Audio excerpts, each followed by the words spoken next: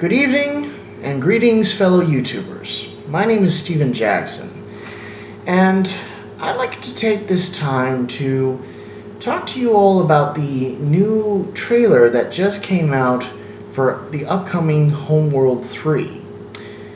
Now, to be quite honest, I am extraordinarily surprised, but happy at the same time that this is coming out.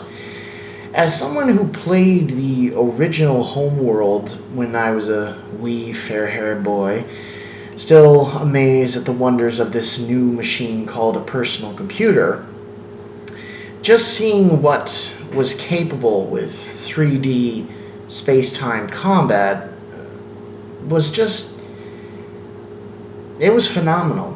And it got so much praise, which was well deserved, because the people who made this game, they had the balls to make something that no one had ever thought would even be possible to make. And not only did they make it, they made it so well that they quite literally set the bar by which all subsequent attempts at 3D space-time RTS games would have to measure up to. I mean,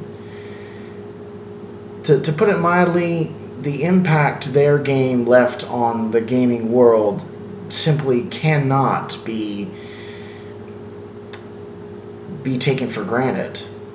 And then they came out with Homeworld Cataclysm, which tragically is no longer considered canon in the Homeworld storyline, but I still feel like they did a damn good job with that game. They improved a lot of the major selling points of Homeworlds. They made a rich, detailed storyline, as good, if not better in some parts, than the original Homeworld storyline. And despite the fact it's no longer considered canon and not that well circulated, it's still a remarkable game which I have lots of positive feelings about. And then, with the release of Homeworld 2, they improved a lot of stuff. For one thing, the game looked absolutely gorgeous upon release. It had lots of incredible designs. The backgrounds were stunning. The soundtrack was just phenomenal. Especially, my personal favorite is the last track, The Age of Sajet, which is played over the final cutscene, which kind of oddly enough set Homeworld 2 as kind of this, well, a conclusion to the storyline. It felt like if Homeworld 2 was the last Homeworld game that was ever going to be made, it was kind of a good place to end the series, you know? You have this new technological marvel discovered, which ushers in a new age of peace and prosperity, and it kind of felt like if this was where they were going to stop, it was good. It wasn't a cliffhanger. It wasn't just an abrupt end. It felt like a solid resolution, and I loved it. I mean, yeah, there were things about the game that were kind of annoying, but they were minor nitpicks. You know, it was kind of like finding like minor flaws in a Renaissance masterpiece. Is like, oh, you know, he made a smudge here in this little corner of the Last Supper. I'm like, dude, focus on the picture as a whole and see what a masterpiece it is. And then we got Homeworld Deserts of Karak, which was the prequel to Homeworld 1, which one took place on a 2D platform. I mean, they were no longer using space as the backdrop, instead relying on a focus on desert combat, which I thought was an incredible change, and a good one, because we got to see, just the sequence of events that led to the discovery of the first city of Kartoba, and the Guide Stone, and the revelation of the people of Karak, that not only were they not native to Karak, but they knew now where their home was. I mean, it was a very well told story, which definitely laid the foundations for everything that would subsequently follow. So I was genuinely shocked, but pleasantly surprised, that there was an announcement trailer for Homeworld 3, which was being produced by Blackbird Interactive, which was made up from people who used to work for Relic Entertainment, the company that made the original games, and with support from Gearbox Interactive. Now, Gearbox has dropped the ball on multiple occasions. They are not a perfect company, and they have a lot of stuff to answer for. See, Aliens, Colonial Marines. Oh, Jesus fucking Christ. Wow. That was a bad one.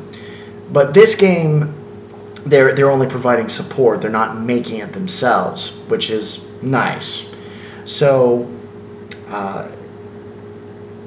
to see the fact that there were people who were still clamoring for a Homeworld sequel, and now we're getting one, it opens up a whole plethora of possibilities.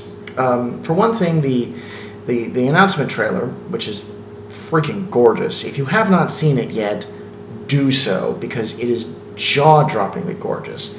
It starts out with a shot of the complex, which in the lore of Homeworld is called the Eye of Iran, which is supposedly the one of a series of hyperspace gates that were found at the end of the Hagar and Vagar War. And you'll see these three small vessels. I'm going to assume that these vessels are supposed to be the version of scouts in the previous two games, and the designs are gorgeous. The radio chatter that we've come to know from the previous games is back, describing the approach to the gate. One of the cool things is that in the hand-drawn epilogue in Homeworld 2, we didn't see the gate activating, but in this trailer we get to see it spinning up, and then when it opens, it has this beautiful light cascade effect, and it's just this gorgeous set piece. I'm feeling like Homeworld games have this feel that every shot, like every angle that you could think of when you're looking at your ships or the environments, it could be a painting. It's just a gorgeous looking series of games. These are kind of like, to not sound too pretentious, kind of like the Barry Lyndon of video games. Just every scene is just a visual feast. Just every time you're looking at it, you want to see more, because it's just so gorgeous. And the sound design is top notch. Just the gentle hum of the engines of the scout ships, and the radio chatter, and the pulsing of the Eye of Iran, and then you see the ships get launched through the gate, and then it cuts to black, and then you get these little flashes, and you see who I am assuming is Karen Sajet, or Fleet Command, who is then the primary living core of two of the Hagaran motherships, the original from Homeworld, and then the Pride of Hagara from Homeworld 2. And then we see her floating in her suspension tank, and then we see her eyes open. And also, a thing to notice is that she actually has hair. She has a full head of hair, whereas in the previous games she was bald. I'm thinking she had her head shaved in order to accommodate the various connections that she'd have to her to make her the neural interface for the motherships, because they described that one of the major problems was for these ships, they didn't have the computing power to operate the plethora of systems that were aboard. So they needed a living brain to take care of every single facet of the ship. So, which I always thought was kind of a cool concept. And it also gives a lot of weight to Karen Sujeta's character, that this woman was willing to sacrifice herself to become the living core of a vessel that would decide the future of her race. I mean, that takes a lot of guts, and I salute that. So to see her in this, it just definitely brings up questions like, is she still alive? Because we don't know what time frame this is taking place in. Is it like 10 years, 20 years, 100 years?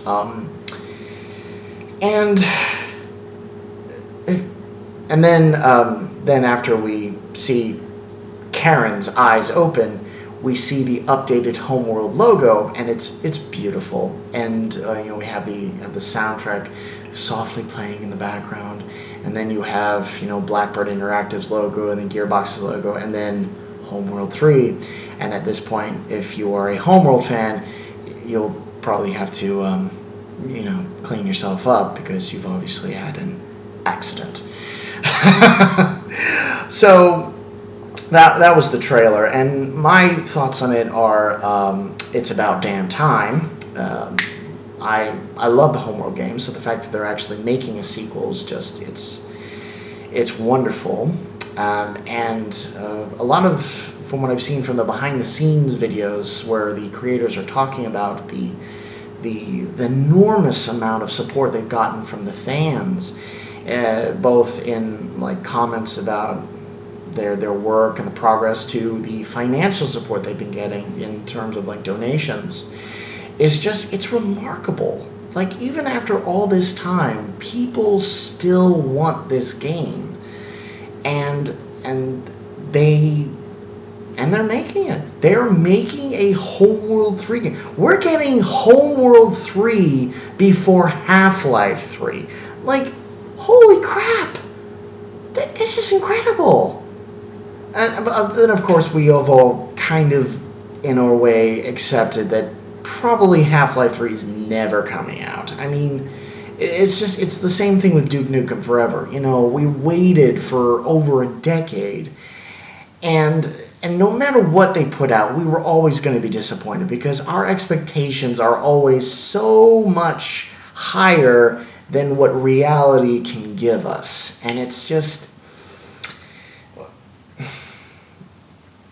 But still, if Half-Life 3 came out, I'd be happy, because at least we'd be getting some sort of a resolution to the story, instead of just the cliffhanger where we've got Gordon lying on the floor, Eli's dead, Alex is crying, and then we just cut to black, and then we're all left going, what happens next? Meanwhile at Valve, hey, we're designing some new hats for Team Fortress 2. Yeah, great job with priorities, guys. Anyway, back to Homeworld 3. So, I'm going to assume that Homeworld 3 is going to be about using the hyperspace gates to travel to new areas of regions of space, because now we have this whole galaxy available to the player characters. I mean, the Hagarans now have access to what technically are the Mass Effect relays. They have now reached a point where they have no limits. they are free to explore the whole galaxy, and who knows what they'll be able to find. I mean, will we see the progenitors, the original first race that created the hyperspace cores? Will we find some new extragalactic threats, kind of like the Uzan Vong in Star Wars: The New Jedi Order? Will we be having that? Will a Taidan fanatic attempt to rebuild the empire using these gates as a means of war? We don't know. And you know what? I'm okay with that. As time will go on, we will learn more about it, and frankly, I am very excited to see what the end product will be. I am keeping my fingers crossed because I know that sometimes, budgets, time, priorities, these things can make or break a game. I mean, look at Ultima 9 Ascension. I mean, we had a game that was literally shoved out the door before it was even remotely ready, and the entire fan community suffered for it because they had been waiting for this game for a long time, and they had their hopes up after Richard Garriott had told them all that after Ultima 8 Pagan they were going to read all their notes, do their homework, and build something to continue the storyline, however slashed and burned it was, but also give it a satisfying conclusion. And they completely screwed that up.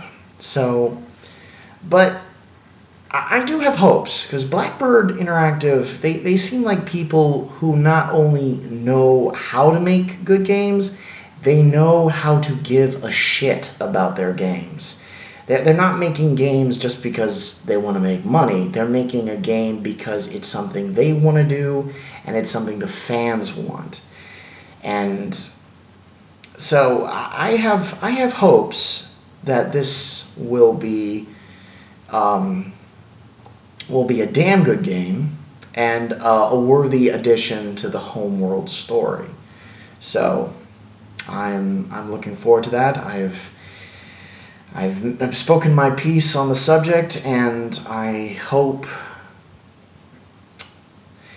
just hope that in this day and age where we've got loot boxes and microtransactions and companies who slap a name brand onto a game where it clearly has no business being there, that there will still be companies and groups who want to make games because they love it, not because a balance sheet demands it, not because of company deadlines, but because they want to make it.